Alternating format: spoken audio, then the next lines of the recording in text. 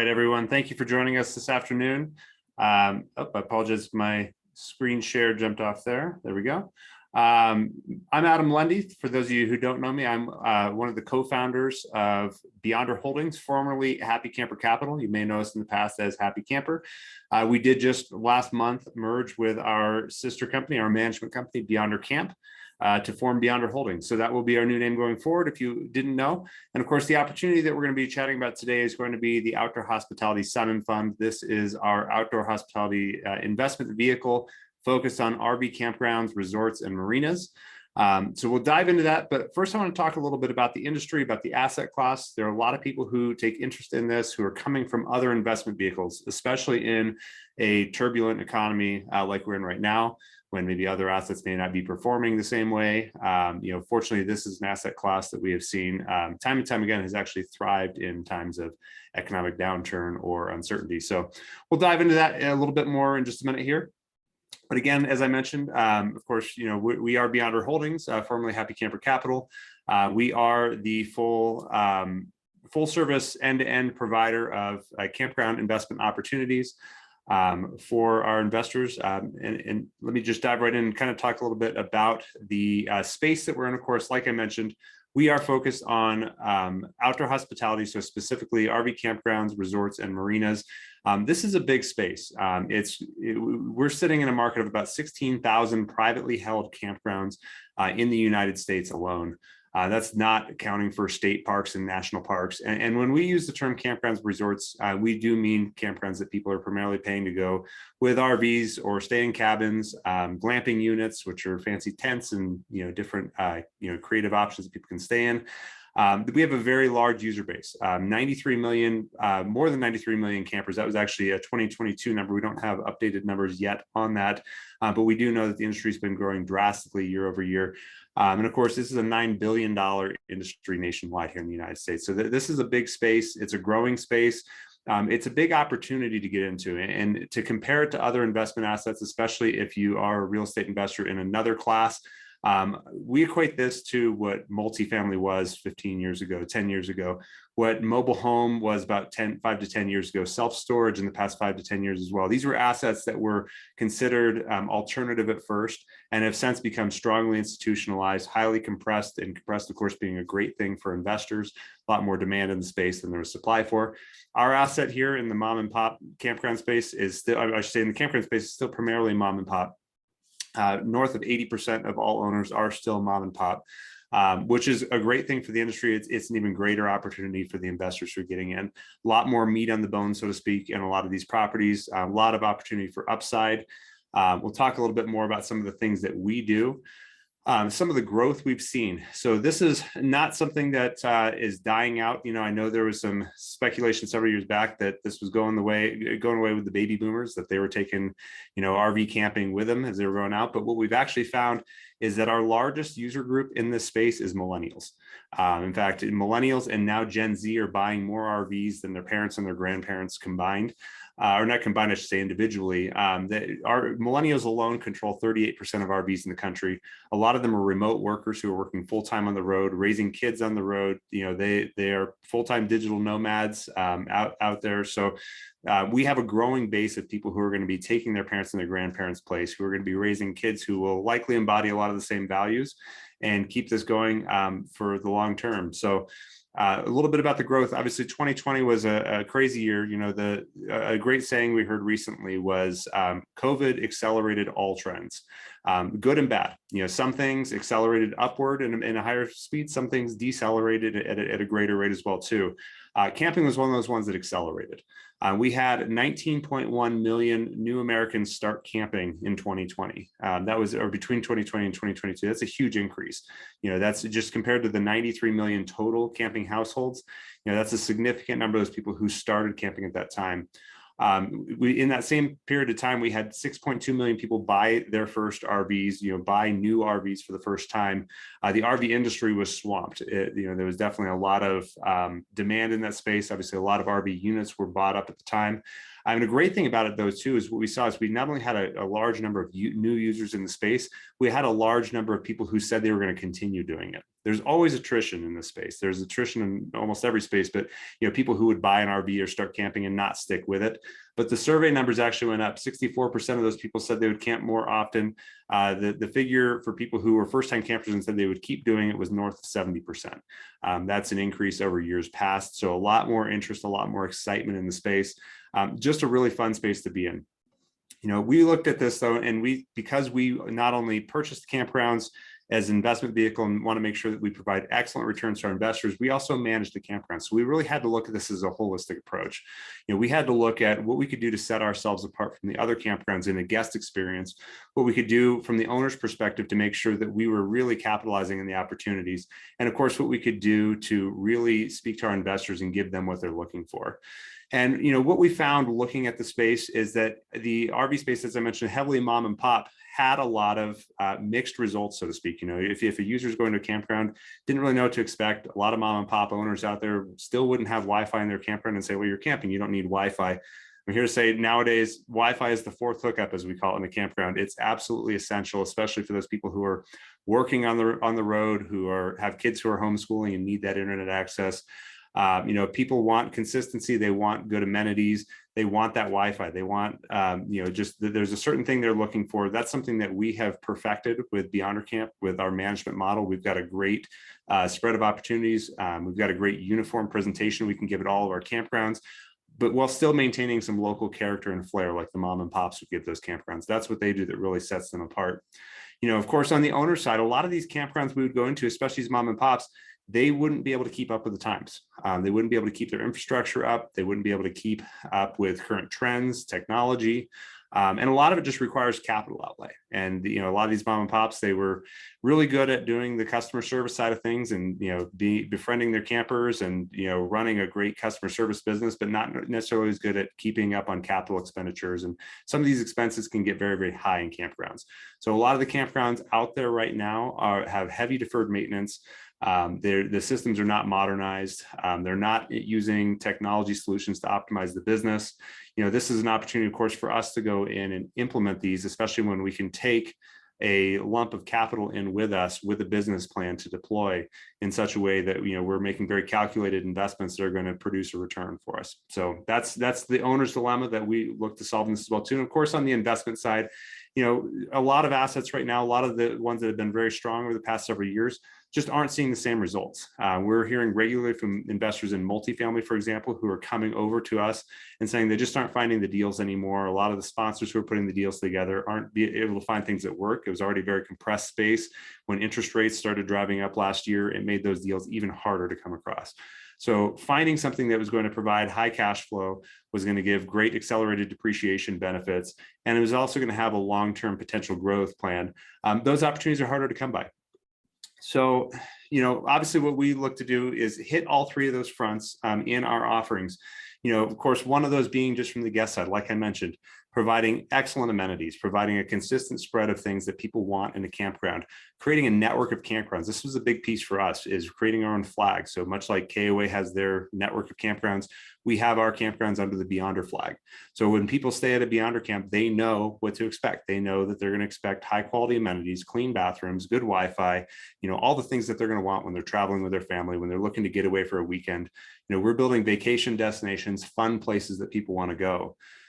On the owner's front, again, this is us becoming the owners, of course. It gives us the opportunity to go in and put a business management plan in place to implement online reservation systems that are going to help improve our businesses. Basically helping these owners get out from under these campgrounds that are crushing them. It's really a win-win, and that's what we look for when we go into every relationship. It doesn't matter who we're working with, whether it be the investors or the sellers. We always look to create those win-win situations. And then, of course, finally, and most importantly, our investors. Making sure that we're providing the experience to give them to meet their expectations. Provide them a fun asset, and I really stress the fun asset because one of the reasons a lot of us invest in real estate is we like having something tangible. We like having something we can go see, touch, and feel. And it's one thing if you have a rental property, but you're typically not going to enjoy that. But you can actually take your family out and go stay at your campground that you can go see it and enjoy it. And that's really, this was a passion project, is where it's it is tied into a really great business plan, is where this started for my business partner Justin and I when we launched this business. So we wanted to make that available to everyone who comes along on this journey with us as well too. So let's talk a little bit about why you should buy an RV destination, why anybody would consider it. As I already mentioned before, the largest owner group right now is millennials. Couple that with Gen Z, who's coming and buying RVs now, that accounts for almost half of all RVs that are on the road. Not even including Gen X and baby boomers. 2020, like I said, made big changes. It was a catalyst that really pushed a lot of people, especially a lot of the younger working age people, out to explore this option to go full-time RV is a great term for it, or the van life that a lot of people have embraced. As millennials were coming of age to buy houses, a lot of housing markets in the country were extremely out of their price range. Denver, where we're based here, our home prices have gone up drastically over the past 15 years. And that was in a lot of other markets as well too. In addition to, of course, a lot of jobs being pushed remote and being able to made remote, it really pushed a lot more people out there. And we've seen this in our campgrounds. We see a lot of these young families and young professional couples who are high earners. They've got disposable income, who are coming through the campgrounds. They're willing to pay to have a great camping experience with high quality amenities. They love going to our stores and buying food and merchandise, and that we're providing them the experience they're looking for. Travel has changed a lot. We've seen changes a lot just since 2020. 2020, obviously, we had a lot of international travel that was delayed for people, so they took to the road that year. 2021, the trend continued, even though the international borders were starting to open back up and travel was, people still kept RV traveling. In fact, it was a banner year for most campgrounds in the country. 2022, we thought getting hit with gas prices going high was going to affect our industry. It really didn't. It changed maybe some of the way people migrated and how far they went, but it didn't actually affect that as well either. And now in 2023, while we have airline ticket prices soaring right now, we're finding that a lot of people surveyed are saying that they'd rather go RV camp instead. So the surveys are suggesting that, despite all the different travel and migratory changes that are coming our way, people still prefer RV camping. People are still getting out and doing it. As I mentioned at the beginning, even in a downturn or strange economic condition, people are still getting out and using their RVs and using the space. And one of the things we really love about this compared to most other real estate assets is the ability to introduce ancillary revenue streams, to have a lot more torque with our daily rates, which is how we produce our camping revenue, compared to, say, having a long-term tenant in place. So we'll talk a little bit more about some of the opportunities that we bring into these properties and why we like the way they magnify the business. So what we're doing right now with the Outdoor Hospitality Sun Fund, and we'll talk a little bit more about this, is we're creating what is known as a blind pool fund, which means we are raising capital into an investment vehicle right now that does have one asset in it today. When we started this, it had 0 assets, but we went in with a specific set of criteria for what types of properties we were looking to put into that vehicle. So obviously investors coming in didn't necessarily know what they're going to be investing in for the first one and don't necessarily know what they're going to be investing in for the next one.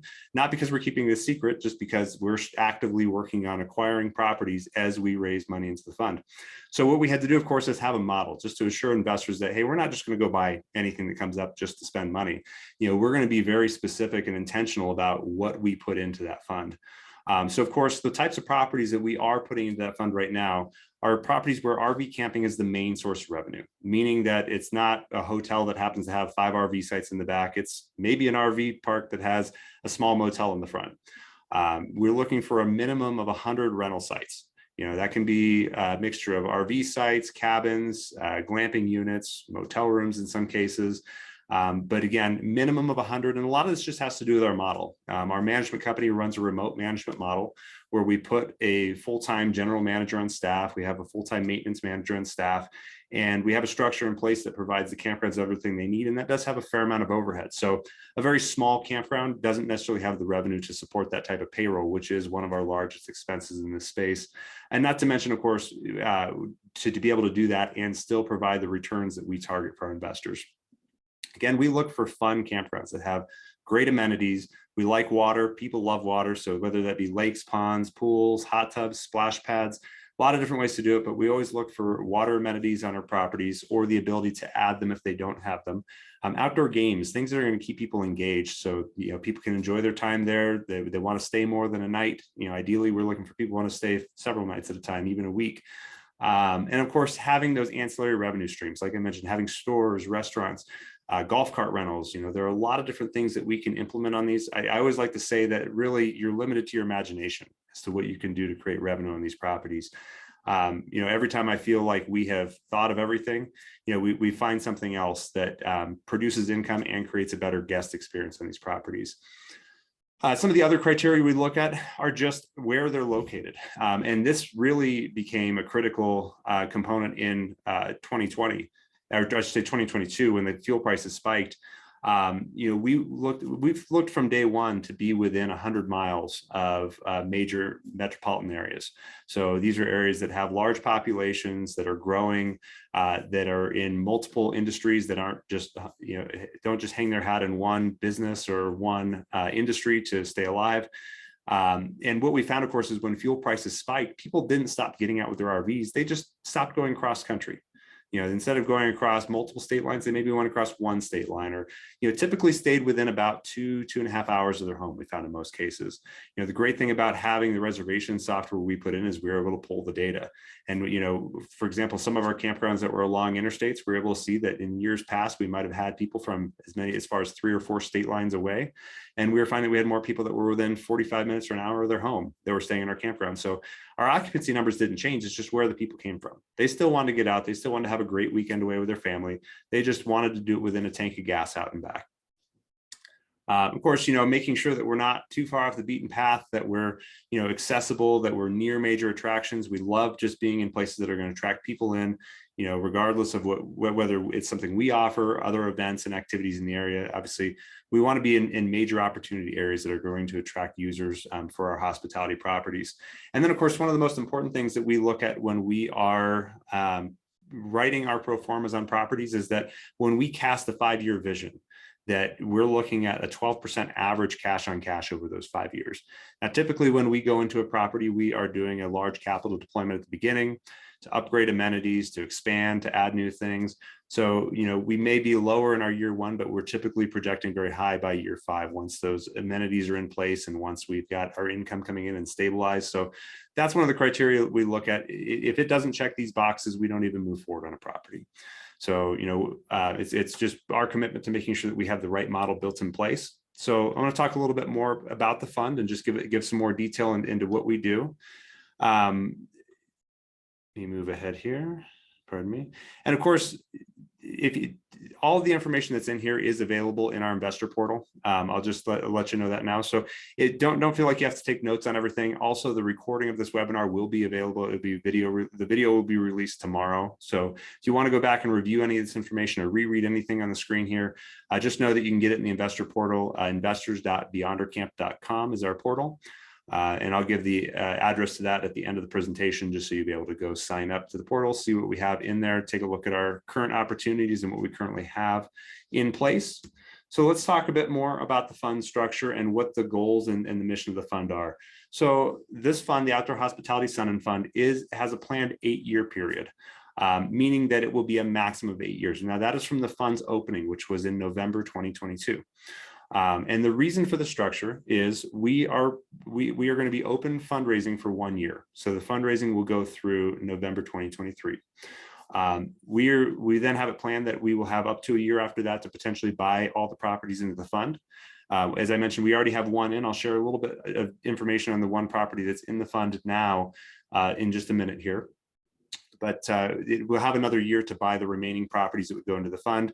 We're raising $25 million in. These will be debt leveraged, meaning we're going to be getting bank loans to couple with that equity to purchase the real assets that are going in. So we're going to be roughly about $65 to $70 million worth of real estate purchased once we have the fund fully filled, which should equate to about 6 to 8 properties in the fund. The ownership structure, this is a GP-LP endeavor where we, Beyonder Holdings, are the general partners, and the investors, of course, are the limited partners or passive investors. We have an ownership split of 65-35. We do offer 3 share classes. It's a very unique configuration that we have, something that I haven't seen from any other sponsors. But what we did when we formed this is we took the best parts of other investment vehicles we liked, rolled them in, and then, of course, added our own wish list that if we were investing, what would we want to see? So we created 3 share classes. Each one has a separate preferred rate of return based upon how much the investor brings. So our minimum investment into this is $100,000. However, for a minimum investment of $100,000 to $250,000 is a Class C share, which gets an 8% preferred rate of return. Anybody who invests over $250,000 to $500,000 gets a 9% preferred rate of return. And then of course, $500,000 and above gets a 10% preferred rate of return. And the great thing about this is we designed this so that an investor could come in and potentially be a Class C share and level up their shares, and not just the shares over that amount, all of their shares. So if, for example, somebody had just $100,000 to invest with today and they came in as a Class C share, but 2 months from now, they brought another 150,000 in and we're 250,000 in, we would upgrade all shares to the 9% preferred return Class B, and so on and so forth. That could then be raised up again to the Class A shares. Great thing about this is a ratchet. So if we do a return of capital event, let's say we do a cash out refinance on a property at year 2, and we return capital to investors, it does not dilute your share class. Even if you have less capital invested, your share class would stay the same. So you would be able to maintain that same preferred rate of return for the rest of the investment period. The planned hold on each property, I forgot to mention this with the timeline, is 5 years per property. That's been our standard on our other properties we've done in the past. And of course, that giving some context to the horizon on why we elected to be a maximum of 8 years in the fund is that if we purchased our last remaining property 1 year from the close of the fund in November 23, which would be 24, we'd be at the 5-year mark on that property. When it's getting ready to liquidate, we'd be at 7 years into the fund, which would mean that we just have enough time to liquidate and wrap everything up.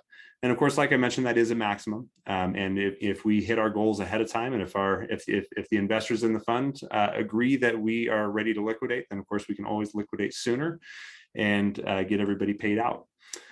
In our structure, we do quarterly distributions. Distributions start after the first full quarter of the purchase of an asset. So to put some context, that we closed the first property into the fund December 14th, 2022, which was 2 weeks before the end of Q4.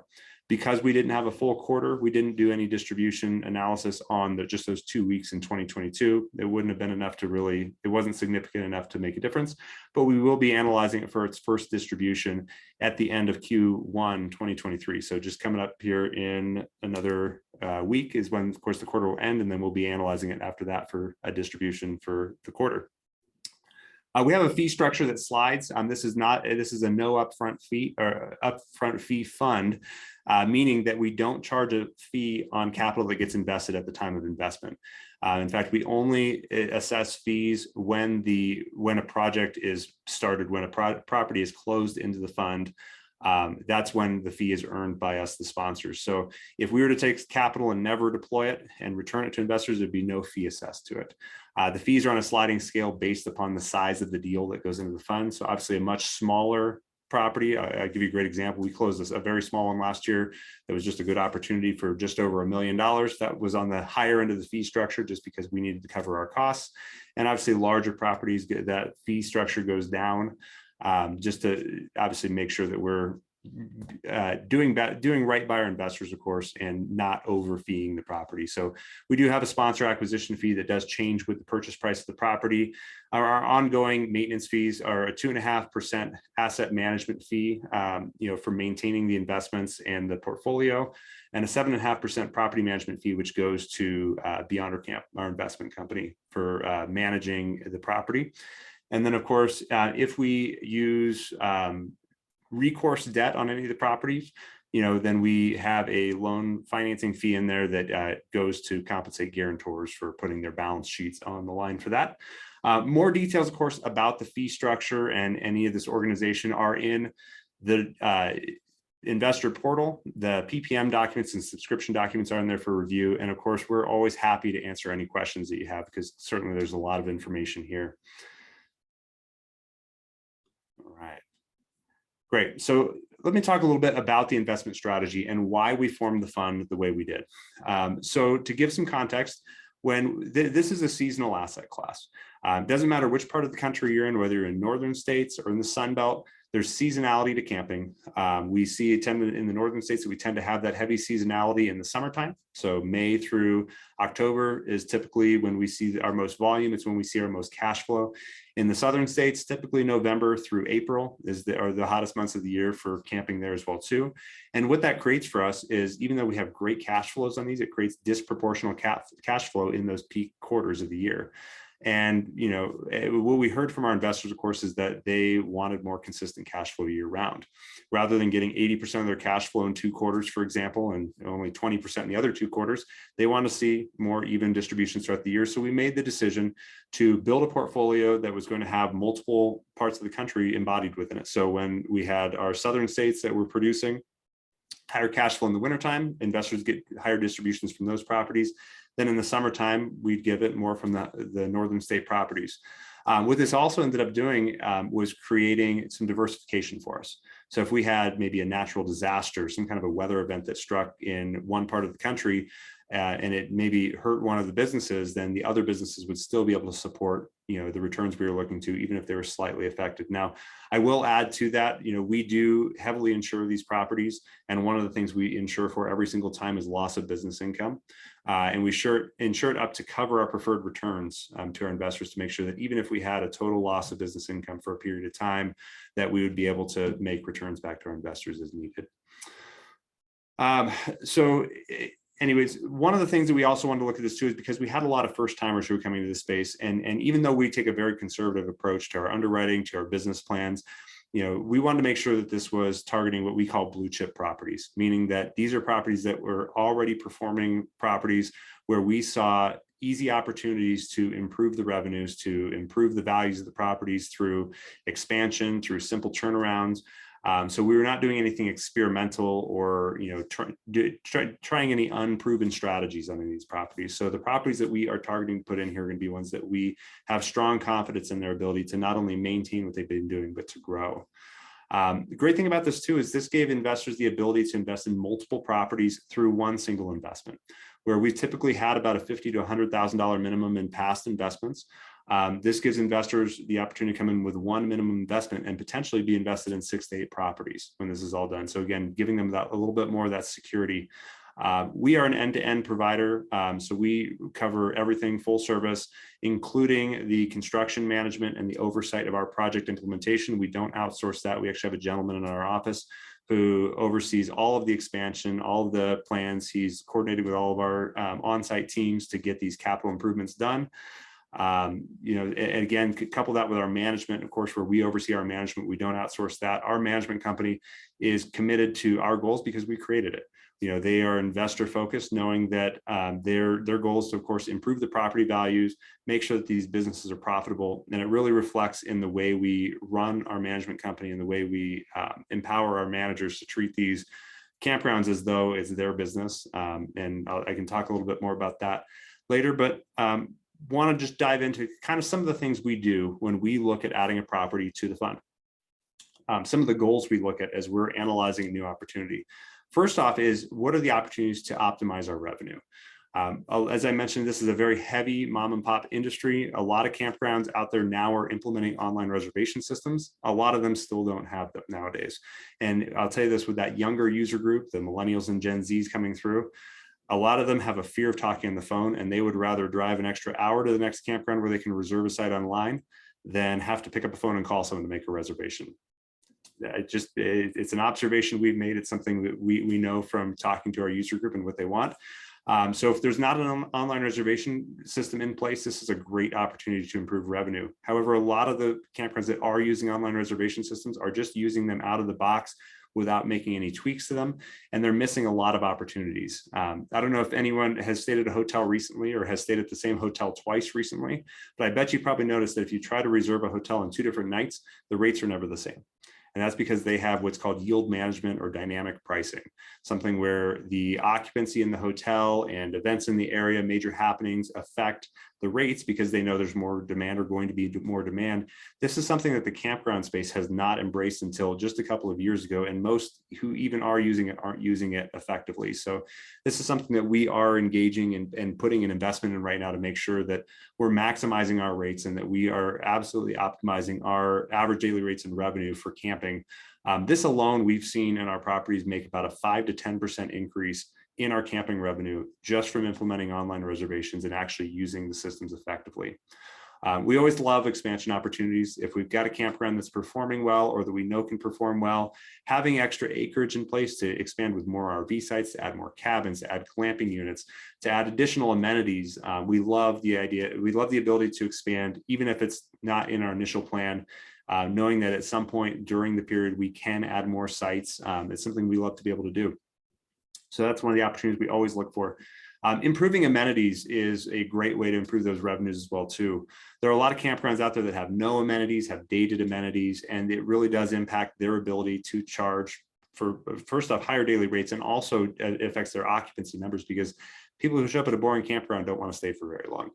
They may stay a night because they're tired, and then they're going to want to move on somewhere else. But if you bring in the amenities that are going to bring a family out and keep the kids entertained for the weekend, keep the adults happy, people are going to stay longer, they'll extend their stays, you get more nights, and then you can ultimately, as your occupancy goes up, drive your rates up as well too. We have, of course, what we like to call revenue generating, or direct revenue generating and indirect revenue generating amenities that we add in. I love the revenue generating ones. There are an abundance of these we can add in. Rental golf carts is one of our absolute favorites. We have not found a limit to how many golf carts you can buy in a campground yet before they stop making money. Because every time we buy more golf carts for campgrounds, they're always rented all the time, and they're incredible income producers. So we put them in every one of our business plans at every campground. They're super popular. Arcades, if a campground doesn't have liquor sales, we're adding liquor sales in campgrounds so that we can sell packaged beer and wine typically. Putting restaurants in place, although we don't like to run restaurants, we love to have restaurants on site. Just having a tenant in a restaurant space in a campground will bring extra revenue to the campground. It adds more amenities. If it's near your store, it gets more people in to buy more stuff from your store. So we love restaurants or snack shops. We put snack bars in every one of our stores, where we sell soft serve ice cream and a lot of food and different things that really produce a lot of revenue. Of course, like I mentioned, glamping units go in there as well too. And then the indirect revenues. These are ones that are a little tougher. You can't necessarily tie these to a specific increase in revenue. You can't, if we add an aqua park or pickleball courts, we don't charge people to use the pickleball courts, but we do know that we're going to have people come just for that. They're going to stay a little more for that. They're willing to pay a little more per night. And as we improve these amenities, really, it's all about driving our occupancies up. It gives us the justification we need to be able to raise our rates and, of course, drive that revenue for the camping higher. So, we look at a balanced business plan of direct revenue and indirect revenue generating assets when we go in. And then, of course, revenue is great if you're making a lot of revenue, but if you're bleeding out the other side, then it's not helping you anyway, because it's all about what comes through on the bottom line. So really keeping the expenses optimized, that's a big approach. And it's part of our Beyond Our Partnership model, where we're able to take expenses from all of our campgrounds and go in and have incredible buying power with some of the vendors we use. We're able to keep our costs low on certain items just by pooling expenses from all of our campgrounds under the Beyond Our flag. With certain vendors, we get great buying power with some of our purchasers when we need to buy campground supplies. And we're getting national accounts with favorable rates just to help keep those expenses down. Another thing I'll mention, I was talking a little bit about the Beyond Our management model and how we run a remote management system and how we're able to put an employee in the campground who treats it like their business and is focused on driving not only revenue, but also profits to the business. Is we bring our managers in, we salary our managers, we employ them year round, because even if it's a seasonal campground where most of the operation shuts down in the wintertime, we do find ways to make winter revenue. And it's important for us, if we have a great manager, not to lose them at the end of the season and have to rehire the next season. It's too big of a gamble. So what we do is we bonus our managers based upon their performance in the business. So we give our managers a bonus if they hit their budgets. They do a budget versus actual review of their profit and loss statements with our CFO once a month. And if they're on target each quarter for their revenue, then they get a certain bonus. However, their bonuses are uncapped. As they improve our revenues over the budget, their bonuses go up as well too. So they're incentivized. It's basically a profit share model to keep them incentivized in growing the business.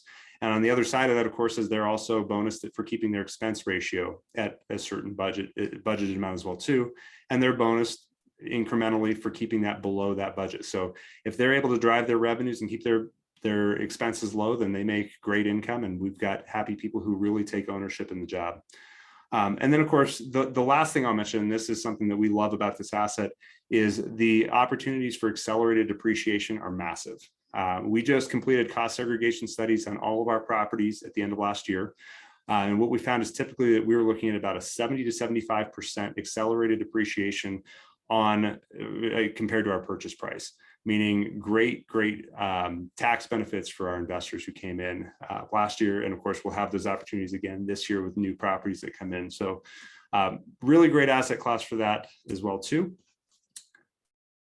So I'll talk a little bit about the one opportunity or the one property we have in the fund right now. So anyone who invests in the fund, even now going forward, will have ownership in Beyond a Resort Cajun Moon.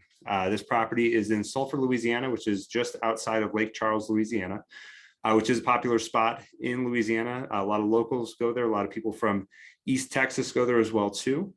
We closed on this one, like I mentioned, December 14th of last year. We had a purchase price of $7.2 million. We purchased this at a 9% cap rate. It's 128 RV sites with a 32-room motel. And our big opportunity here, this is a beautiful property. This is a high-end property, which in the RV space, I'll tell you, when you have concrete roads and concrete pads, that's high-end because these are very expensive finishes to do. This one has 2 swimming pools. It's got a hot tub. It's got a lot of fun adult amenities. The opportunities, of course, we saw in this is that they had no kid amenities. They had, they were really limited on some of the ancillary revenue streams they had in this one here. They weren't selling liquor, for example. They had this great community room that they let people use.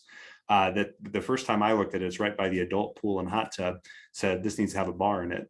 And they weren't seizing that opportunity. So these are some of the things we're working on our plan right now is to implement more revenue streams. And of course, one of the big opportunities we have is expansion. So we are currently under contract. The current opportunity in the fund that's going to be coupled to this property is we're under contract to buy 9 acres of land to the south. The closing on this is coming up in just a few weeks. We're going to be purchasing the land for $860,000. We're actually going to hearing tonight to get the permitted use and zoning that we need on this land. So I guess pending our approval for the proper zoning on this land to build the 70 plus RV sites that we're looking to add to the property, we will be closing on this one in just a couple weeks. This is going to be all in about a $2.5 million project to develop this, and it's going to drastically improve, of course, the camping revenues of this property, especially as we improve the amenities and add more of those ancillary revenue streams. So we'll of course have more updates after tonight's hearing as to where this is moving forward. But if you're looking at my picture here, the treat area that looks like the state of Oklahoma, that is where we're going to be adding RV sites. So that is the land that we are currently buying. It actually comes with a house on it, which we aren't even factoring in income, but this house right up here by the road, this is a rental unit that we're going to be able to rent out or even keep for caretaker housing for our managers or somebody on site to be in.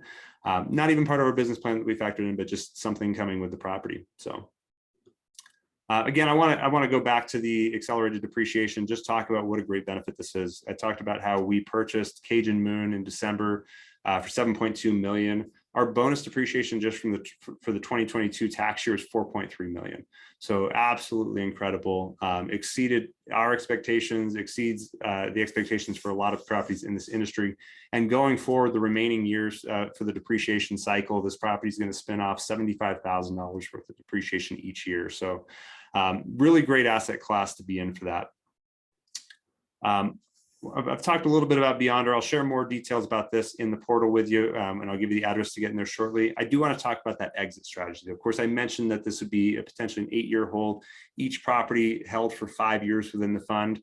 At the time of any exit event along the way, when we're selling a property, even doing a refinance on the property, we want our investors' confidence in what we're doing going forward. And also we want to hear from our investors with this. So the way we've structured this is we do require a 75% approval vote from any investor members before we do a major event like a liquidation, a refinance, anything along the way. So we're not going to be making sell decisions against the will of our investors who come with us on this. And part of the reason, of course, we're structured that way is that we do have a great exit opportunity, which is that us, the management group, would like to, at the end of the cycle, buy the properties out from the investors. To avoid a conflict of interest, 2 things we put in place were the 75% vote. First off, of course, making sure that we had the approval of most investors, that that would be an option. And then also that we would base any purchase price that purchase offer we made on a third-party appraisal. And of course, at the will of the investors, we can still go to market if the investors don't like the offer we make. But one of the great things this can provide is if we did have a shift in demand for this asset class, it would give the ability for us to exit on time. If we were to buy out investor members who are in and return all the capital to investors at that time. So that is more or less the exit process. I won't belabor it too much now because I do want to leave a little bit of time for questions today before we wrap up. But of course, just want to talk a little bit about some of the team members that we have. Only one of our team members was able to make it in here today. It's Bradley Claudianos, who is from our operations team. He's actually our acquisitions lead, who's on the next slide here. We've got several, actually April's on with us as well too. I forgot, April is our executive assistant. She's on with us as well today too. I mentioned, of course, the gentleman who handles all the projects for Beyonder, the one who implements our capital improvement plans. That'd be Chad Swenson, who's on the screen. Ramesh Nachapan, he's one of our investor relations. So you may know Ramesh. Some of you here today may have been invited by him. If so, let him know what you thought of this today and let him know if this is the right opportunity for you. Matt Whittemore, who works in acquisitions along with Brad.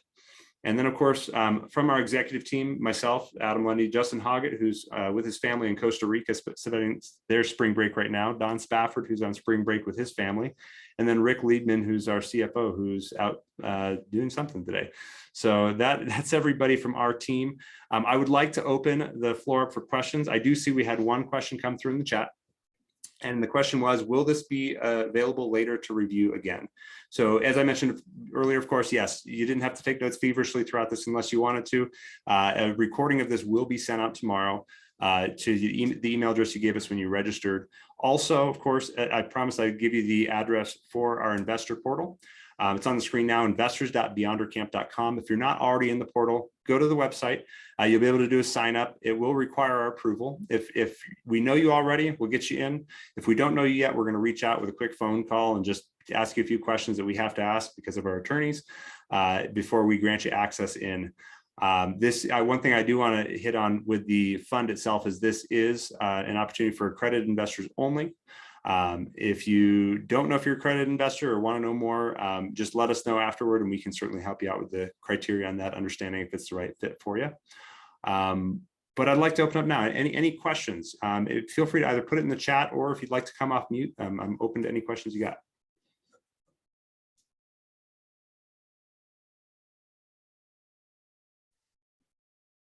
Hi, Adam. This is Kay. Okay. Hi.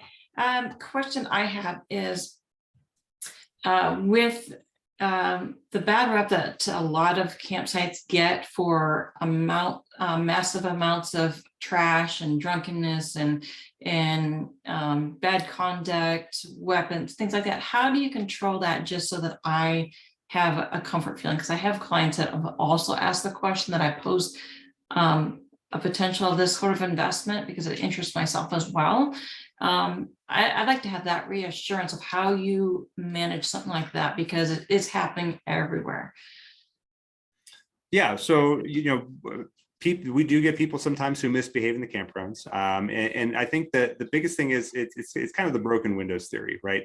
If you leave a problem unsolved, it's going to fester into more problems. If people realize that you don't enforce certain rules like quiet times at night, for example, then they'll take advantage of it. And that turns into late night drunken parties and a lot of noise and a lot of complaints and other issues that can spin off from that. We're very cognizant of this. And I can't say that things don't ever happen. We certainly have incidents happen. We have police calls from time to time at some of our campgrounds, but our managers understand that it's important to enforce the rules.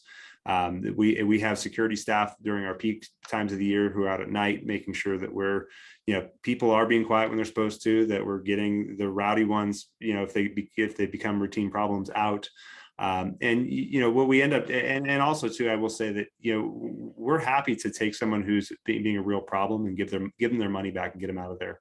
It ends up creating a better experience for everybody else who's there and make sure that, you're really protecting the long-term revenue of that campground. So we've had no problem, kicking people out who are problems causers. I would say it's a very rare occurrence that we, have these incidents, but when they come up, we nip them in the bud right away. That's reassuring. Thank you. So does that also address if somebody, for instance, becomes homeless and is living in an RV, what's the maximum stay that you allow in these sites? Good question. That's actually one of the reasons we got into this space and why we liked it, is that we wouldn't have to worry about evicting people. And of course, if you do it wrong, you can find yourself in a situation where you have to evict someone. So we typically don't like to let people stay in ongoing stays. Typically and it varies state to state. The definition of established residency can change. For example, in Iowa, it's more than 29 days, which is a very odd number. Some states it's 30 days, some states it's tied to the calendar month. So we do have to be cognizant of that in a state on a state-by-state basis. But as a general rule, what we do is we don't like to sign more than 1 week stays at a time with people. And of course, if they want to stay for 2 weeks, that's fine, but we do 2 consecutive week stays. It kind of protects us from potentially overstaying that and letting someone stay 30 days in a state where they can establish residency at 29, and now you got to file for an eviction to get them out. Exactly. Yeah. That's always an ongoing concern, just because of where I live. There's so many RVs around, and if it's considered their primary residence, you can't evict, period. Well, and that's just it. It's just, they have the right.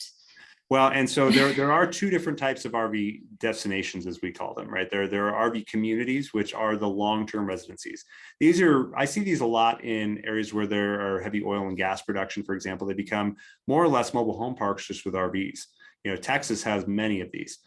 Those are not in our model. That's not in our wheelhouse. We like transient campgrounds where the stays are less than 30 days, where people are there for days or weeks, but not residencies. We have rules on inoperable vehicles. So if someone brings a motorhome in and says it doesn't run, that becomes a risk that they could overstay and become an issue. So we actually make them get those off the properties.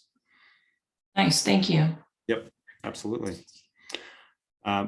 If we have anybody else who wants to come off chat, I welcome it. In the meantime, though, I will answer just a couple questions that came up on the screen here. So it says, I may have missed this, but how do you source the campgrounds that you are acquiring? Oh, I love that question. Brad is on with us right now, and I can speak for him a little bit on this, but I'm proud to say we source most of our deals ourselves. Most of the opportunities we find, we source just from beating the pavement and calling mom and pop campground owners, cold calling them, talking to them. They're the salt of the earth.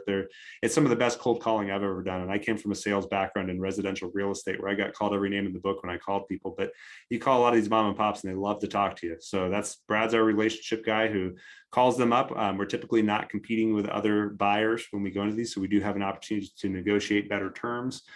We don't have wrong expectations set by brokers about what their property's worth. So we're typically able to come in and get a competitive offer in front of them and build a better relationship too, to make a more successful closing. So love that question. Although of course we still look at, listings that come across from brokers, and we utilize all of our resources. But let me move on to the next one here. It says, what is the minimum investment typically or for the current fund? Great question. So the typical, there's not really a typical minimum investment. If we're raising for a one-off deal, like our syndications we've done in the past, we base the minimum raise on how much we're looking to raise total. If we're looking to raise $5 million, we don't want to have a very small amount, because we end up with a lot of small investments and it's a lot harder to get there. Whereas, with the fund right now, we have $100,000 minimum in it. We have had investments range from $50,000 to $100,000 minimum. Next question I had here was, when they're purchased, are you rebranding them under one unified brand? Yes, Dennis, that is what we do. So our campgrounds that we bring in, we put under the Beyonder flag. So they earn our Beyonder name, and we have a set of quality standards that they have to hit to meet that, of course. So that is in our plan when we buy the property, to bring them up to that standard and maintain them there, so that we can create an expectation with the camper who's coming through that they're going to get a certain level of experience when they stay at a Beyonder campground. They're going to know that they're going to have clean bathrooms, good amenities, that they're going to have nice sites with good hookups and great Wi-Fi. And of course, a bunch of other service offerings and retail offerings in our stores as well too, that they can just expect at every campground. And I'll mention on that too, we actually, our model has gotten enough attention that we've got other campground owners asking us to manage their campgrounds now too. So that's a new service we're offering this year that we're just starting to unwrap. So we don't have anyone under the umbrella yet, but we are in talks with a few other campground owners. So any other questions we had from the room? Feel free to unmute if you had anything else that you'd like to ask. Yeah, I do have another question for clarity. Yes. So with this particular investment that you're looking at, it's right now it's 100,000 minimum, or around about there. You're looking at an 8-year hold. Is that what I'm understanding? So each opportunity, we look at a 5-year horizon. And Okay. so and I'll explain the reason, the logic behind this. So when we go in with a capital improvement plan, we expect that it's going to take 1 to 2 years to get the whole thing done. That's including permitting, engineering, getting contractors lined up, working around busy times of the year. There are certain projects you just can't do in peak season, so you have to wait till the off season, but the ground can't be frozen. So construction timelines can be long. And then once we get our capital improvements done, these are the things that we expect are going to make money and create value in the property. So what we're looking for, of course, is time to stabilize the income for the property, meaning earn the income and, of course, season it on the books. Because when we sell the properties, the value is based upon the net income that it produces. So we're looking at 2 to 3 years to stabilize the books, which gets us right up to that 5-year mark. Then we're going to be able to maximize our resale price on the property by getting it up to that value. With the fund structure, of course, as I mentioned, we opened it in November 2022. We're going to be looking to raise capital for 1 year. Now, we will be deploying capital as we go, but there's a good likelihood that we can get maybe a large influx of that right at the end of that period. So we're giving ourselves some time after that to deploy that capital to purchase the remaining properties, which could be potentially another year, which could be late 2024. So at that point, we'd be 2 years into the fund already. And then looking at 5-year horizons on each of those properties, we're giving ourselves some runway on that 8-year timeline to be able to get these ready for liquidation and to complete all sales, so that we can wrap the fund. So when I say 8 years, that'd be a maximum of 8 years, giving ourselves a little bit of buffer to finish all liquidations in there. Does that make sense? Most of it does. So, so when you're saying liquidation, this is with enabling yourself as a GP to buy out the LPs, correct? If that's the right situation. At the new appraisal value. That's correct. And that's, I'm sorry? Oh, I was going to say yes. And of course, that's with the vote of the LP investors. Okay, so if they turn it down, then you're looking at that point, maybe just a refinance if there's a collateralized loan on it, correct? Or if they don't want to sell it to us, taking it to market to sell the property. Got it. So so your end goal is literally to acquire the property yourself as your portfolio property in the end. So whether it's being sold to yourself or to an outside company. So at the end of that whole 8-year period, whether it's you or somebody else, the property will be sold. Yes, ma'am. That's the plan. Oh, okay. I just want to make sure. Yep. Well, thank you. Absolutely. I've got a few questions that came through the chat. I'll cruise through these and we'll see if there are any last questions. We're coming up on time, so I do want to be respectful of everyone's time today. So the one question was, let me see here. Actually, we already answered that one. You mentioned the fund will look to buy the property back after a certain time. What is that time frame? I think we probably answered that with Kay's question, but I'll just reiterate. Each property is a 5-year plan, with the fund be a total of 8 years.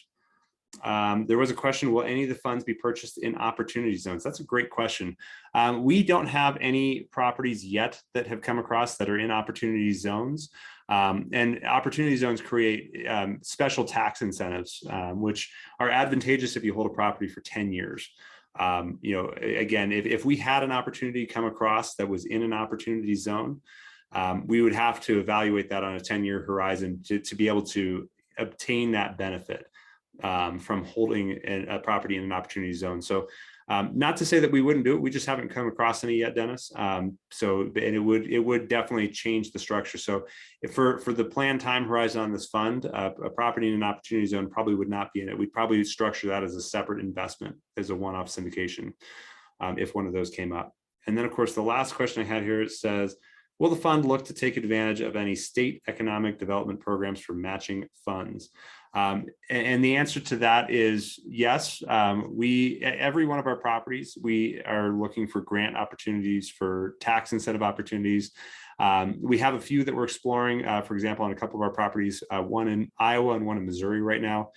We have certain opportunities where if we create certain amenities and we open them up for certain use, like for example, for school groups and scouts and the like, that we can get certain tax incentives back. There aren't a ton of opportunities for for-profit businesses, which we are, but we certainly explore these in every market we're in. So that's all the questions I had from the chat. If we had one last question, perhaps we'd be able to take it. But if not, I did want to be respectful of everybody's time and make sure that we end on time today. So if we had one last question, I'm happy to hear it. And if not, the recording, as I mentioned, will be out tomorrow by email. So if there's anything you missed, you can jump in and, of course, watch that recording again. Get in the investor portal, investors.beyondercamp.com. We can get you signed up on there. Again, it'll just send out a request. We'll get you access right away. And of course, if you want to reach us, our contact information on the screen, but we thank you so much for taking some time out of your afternoon to come meet with us today. I'm really grateful for that. And of course, if you have any questions, please reach out to our team. We'd love to help you, learn if this is the right opportunity for you. Thank you, Adam. Thank you. Okay, I appreciate it. Thank Absolutely. you for showing up.